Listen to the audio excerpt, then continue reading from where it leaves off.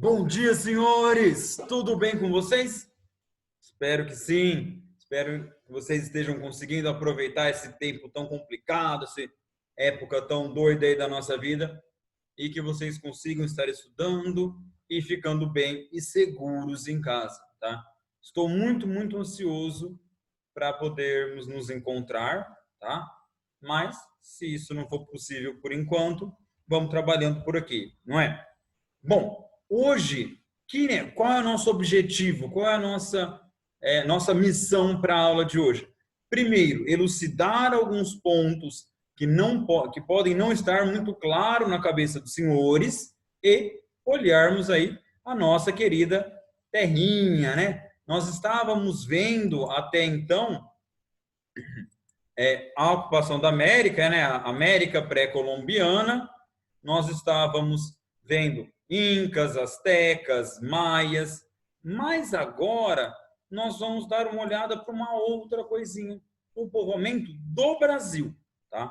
Nós sabemos aí que nós tínhamos índios aqui, nós sabemos já discutimos, não volto nisso, do problema com essa palavra índios, mas é o que a gente vai manter usando aqui, tá? Mas quem foram os primeiros? Como eles vieram? De onde eles chegaram? Que tipo de cultura eles produziram aqui no Brasil, tá? É isso que nós vamos olhar hoje. Mas, diferente dos maias, dos astecas, dos incas, a nossa população aqui brasileira, antes da chegada dos europeus, ela era uma população ágrafa. Olha que palavra complicada. Não é não. Ágrafa. Quando eu coloco um A antes da palavra, é um participio de negação. É uma partícula de negação. Então, é não grafia. Ou seja, eles não escreviam. Então, como é que a gente sabe o que acontecia? Como é que a gente consegue entender esses povos que viviam aqui na América antes da chegada dos europeus, né, nessa América brasileira aí, né, portuguesa, antes da chegada dos europeus? Muito simples, através do método dedutivo.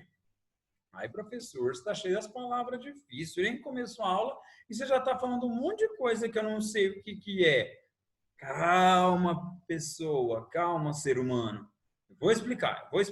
Vamos lá, vamos entender um exemplo bem simples, tá? Olha aqui. Você sabe o que é isso, não é? É um gatinho bem fofinho. Você sabe quase tudo o que há para saber sobre um gato, sobre os hábitos, sobre o costume. Ah, eu não sei nada. Ah, sabe sim. Tá? A gente sabe como é um gato. A gente sabe o que é um rato. Eu já vi ratos, eu posso nunca ter pego na mão, mas a gente sabe que ele é um bichinho que mora no esgoto, que ele come o que ele come, o que ele faz. Tá? Eu posso nunca ter visto um rato, mas eu sei o que são ratos. Tá? É um conhecimento que me pertence. E eu sei o que é um tubo. Tem uma coisa a ver com a outra, professor. Calma. Eu vou te levar lá. Eu vou te mostrar o caminho. Relaxa. Você sabe o que é um tubo, um cano, PVC, aí um cano de esgoto, né? Que eu peguei a fotinha para vocês. Vocês sabem tudo isso. Bom, e aí imagina a situação mental. Você vê de um lado do tubo, aqui, entra um gatinho. Do outro lado do tubo, entra um rato. Houve-se um barulho. O que aconteceu? Você sabe? Você viu? Você estava dentro do tubo? Não. Mas você sabe que provavelmente o gato atacou o rato. Mas como é que a gente sabe disso se ninguém viu, se ninguém estava lá? Ah, isso é o método dedutivo. Esse é o método científico. Eu pego coisas que eu sei, coisas que eu entendo que é gato, eu entendo que é rato, e aí, a partir disso, eu vou construir uma explicação com todos os indícios que eu tenho, com todas as informações que me são conhecidas. Ah, mas e se estiver errado? Pode estar errado? Pode. Se surgirem novas informações me mostrando que aquilo está errado, aí eu mudo a minha interpretação. Até aparecer um país no mundo onde todos os ratos caçam os gatos, a ideia de que o gato ataca o rato é mais forte. Concorda? Bem simples isso, né? Mas por que numa aula de história o professor, esse barbudo maldito aí, tá falando de gato e rato? Só estou querendo mostrar para vocês, gente, uma ideia, tá? Eu estou querendo demonstrar um método. Por quê? Os habitantes do Brasil, antes da chegada dos portugueses, não escreveram. Então, não tinha como a gente estar lá, como a gente ver. Então, como é que a gente estuda? A gente estuda através dos registros que eles nos deixaram, tá? Por exemplo, se eu estou andando numa floresta e eu vejo isso, o que é isso, professor? Ah, um monte de galhos. Eu vou poder supor várias coisas, não é? O que eu sei? Eu sei que isso não é natural. Eu sei que esse emaranhado de galhos aí não se organizou dessa forma sozinha. Então, eu posso supor um monte de coisa. Ah, é um homem que morava, é uma família, é um caçador, é... Mas o que eu sei? Eu sei que na natureza os galhos não se organizam dessa forma. Portanto, eu sei irredutivelmente que nesse local houve presença humana. Tá vendo? Eu vi o cara? Não. Eu sei quem é ele? Não. Eu sei por que ele fez? Não. Eu sei qual era o objetivo dele? Não. Eu sei quando ele fez? Não. Mas eu sei que houve presença humana ali, mesmo sem ver, tá? Se eu vejo isso aqui, está mais difícil, hein? Bom, mas aí eu tô vendo aqui, ó, aqui embaixo, marquinhas de queimado. Eu tô vendo marcas de queimado aqui. Então aqui houve fogo. Eu tô vendo fogo? Tá pegando fogo? Não. Mas eu tenho resquícios de fogueira. Resquício de fogueira organizada com material em volta, assim, não é natural. Tá? Isso aqui também nós temos presença humana. Eu tô vendo, cara? Não tô. Tá? Então, eu pego coisas que eu sei e aplico. Tá? Naturalmente, na natureza, não tem essa organização. E eu sei que tem fogueira. Então, eu sei que um homem passou por ali. Tá? Aí, se eu vejo isso. Bom, a questão da presença humana, a gente já entendeu, né? A gente não precisa mais discutir. A gente sabe que isso não é natural, então passou um homem por ali. E, se eu vou comparar essa imagem com essa aqui é mais simples, não é? É graveto, tem até umas pedras grandes, mas são gravetos, paus. Aqui eu tenho tábuas, eu tenho pregos, eu tenho pedras por cima. Tá? Então, além de eu saber que há presença humana, eu sei que essa presença humana aí foi mais duradoura do que na imagem anterior. Como assim, professor? O cara, para colocar todas essas pedras aí, ele não fez em uma hora, em um dia. Se ele fosse passar por esse lugar aí, se ele fosse só dormir e fosse seguir a vida dele, ele não se daria o trabalho de construir tudo isso. Tá vendo, gente? A gente não está lá. A gente não estava quando a pessoa estava. A gente não sabe os objetivos. Mas a gente sabe que alguém que fez todo esse trabalho é porque ia ficar lá por mais tempo. Tá? Bom, tá vendo que através de indícios a gente consegue tirar algumas conclusões mesmo sem ver? Olha aqui, isso aqui é uma fogueira. Se eu ver isso, eu vou saber que foi um ser humano que fez. Agora, se eu vejo uma fogueira assim, pedrinhas organizadas em volta, um suporte de metal, uma panela, concorda que são situações diferentes? Aqui, a pessoa pode estar de passagem. Aqui, ali é uma residência. Tá? Bom, e aí, ó, se eu vejo uma imagem dessa, vou dar um segundinho para vocês enquanto eu tomo meu cafezinho. O que é isso, gente? Bom, a gente está vendo aqui um monte de ossos. Monte de ossos, provavelmente humanos. E aqui um monte de cabeças. Bom, naturalmente, morrem tantas pessoas assim ao mesmo tempo? Exceto uma pandemia triste igual a gente está vivendo, né? Não. Então, o que eu posso pensar? Por causa desse achado, eu posso supor que aqui fosse um cemitério. Eu posso supor que aqui era onde as pessoas desse povo eram enterradas. Eu posso supor que as pessoas foram colocadas aqui propositadamente. E se eu tenho a cabeça num lugar e o corpo no outro, outras tantas possibilidades são me colocadas aí. Como, por exemplo, de que essas pessoas foram decapitadas. Foi numa guerra e elas perderam, foram arrancadas as cabeças delas e elas foram enterradas longe da sua cabeça. Tá vendo que mesmo sem estar lá, os resquícios, os vestígios deixados pelos humanos nos capacitam a interpretar várias coisas a partir deles, tá? Bom, e aqui, essa imagem, linda imagem, né? Apesar de dois esqueletos. Aqui a gente tem um nível de coisa que a gente pode saber e outras que nós podemos supor. Bom, o que eu sei? Dois humanos, ok? Sei.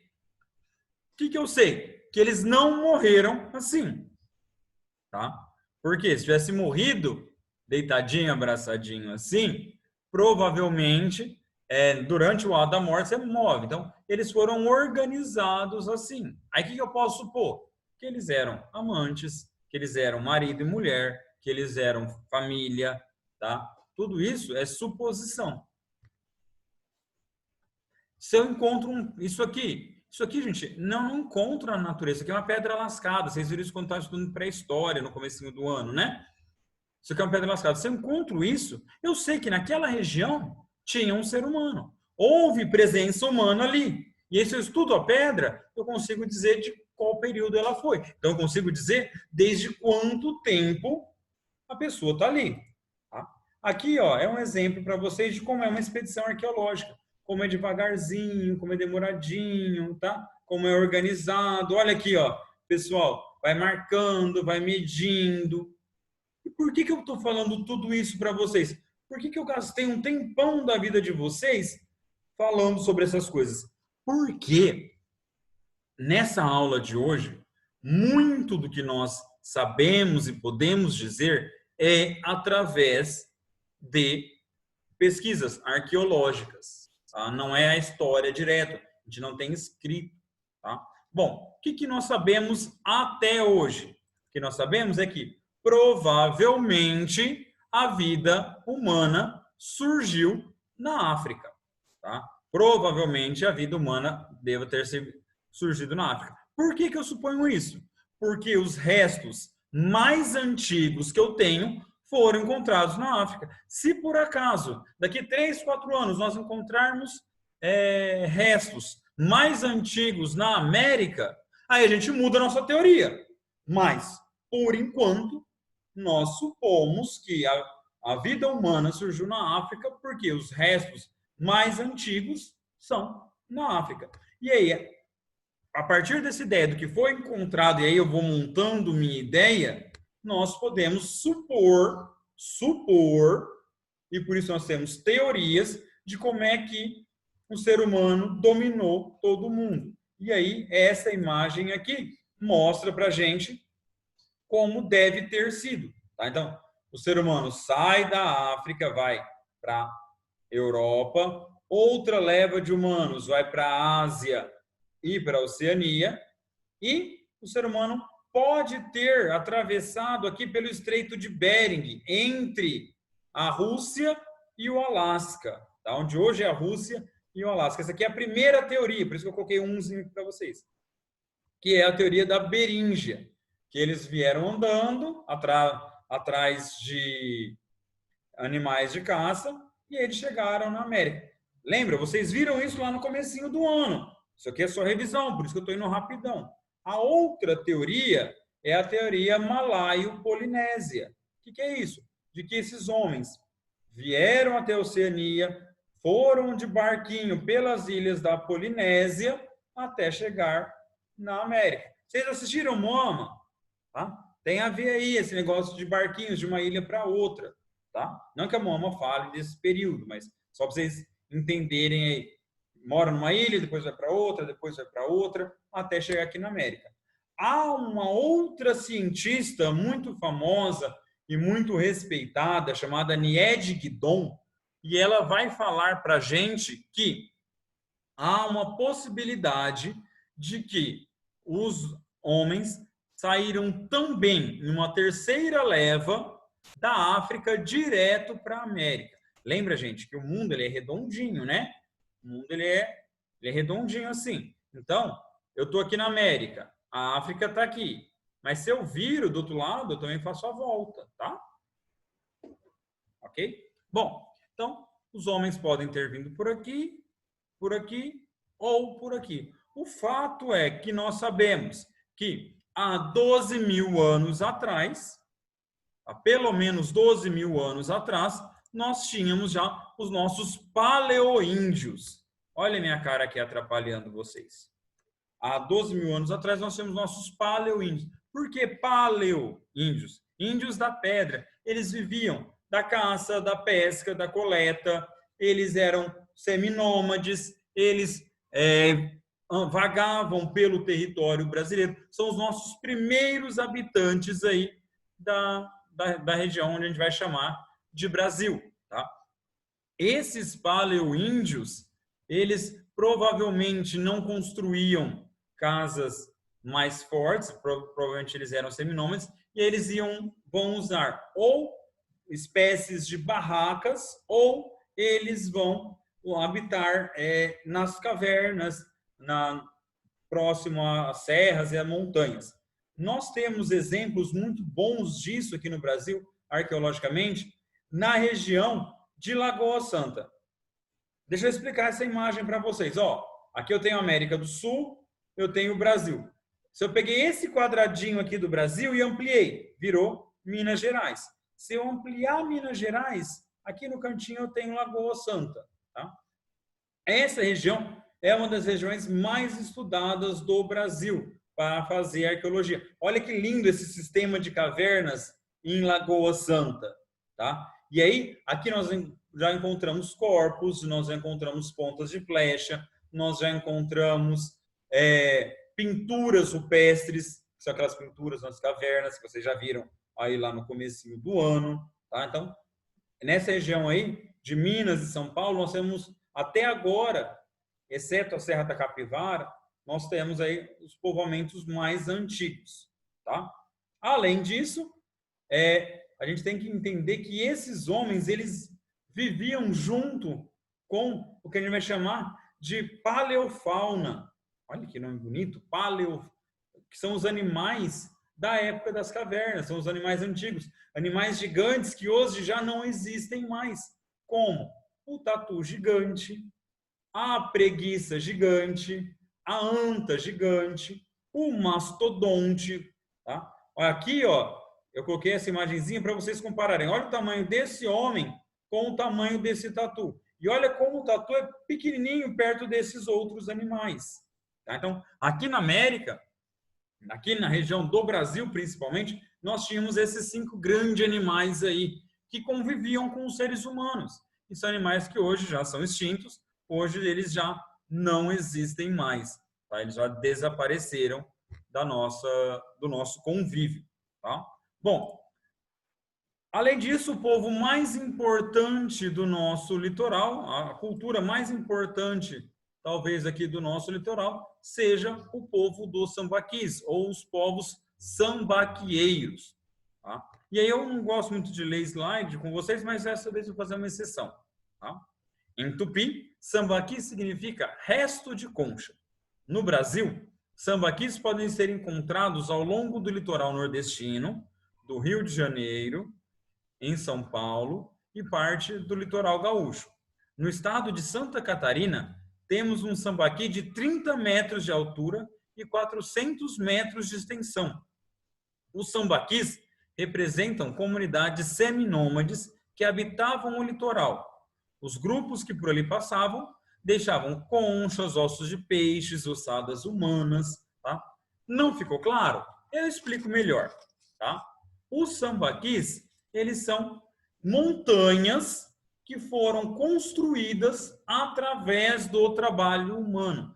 Esses morros, montanhas, eles são feitos por descarte humano. Os seres humanos foram jogando coisas lá, a gente sabe que naturalmente elas não se empilhariam dessa forma, ao longo do tempo, e aí essa montanha de resíduos aí, com o tempo, se solidificou e virou essas estruturas. Essa aí que eu estou mostrando para vocês, ela é relativamente pequena. Ela tem 10 metros por 2 metros de altura. É pequena. Mas nós temos sambaquis que chegam, no caso desse aqui, a ter 60 metros de altura e mais de 200 metros. Tá? Ou seja, é uma montanha bem grande. E que tipo de coisas nós já encontramos nos sambaquis?